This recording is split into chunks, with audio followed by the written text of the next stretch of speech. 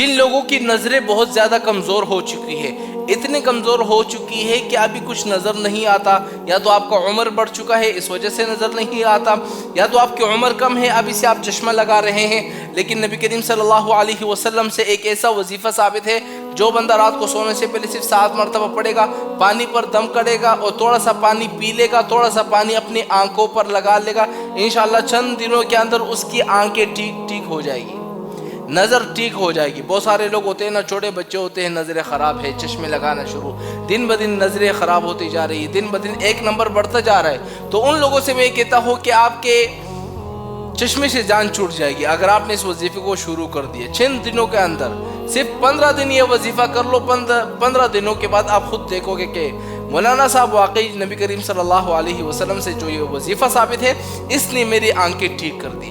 حالانکہ یہ وہ وظیفہ بتانے لگا ہوں کہ ایک دفعہ ایک صحابی فرماتے ہیں کہ میں نابینا تھا، یعنی مجھے کچھ بھی نظر نہیں آتا تھا۔ ایک دفعہ کیا ہوا کہ میں نے آپ صلی اللہ علیہ وسلم سے یہ دعا سنی ہوئی تھی، میں نے کیا کیا، رات کو تہجد کے لیے اٹھ گیا اور یہ دعا میں نے جب پڑھ لی نا، جیسے ہی میں سویا صبح میری بینائی واپس آ چکی تھی، میری نظریں واپس آ چکی تھی۔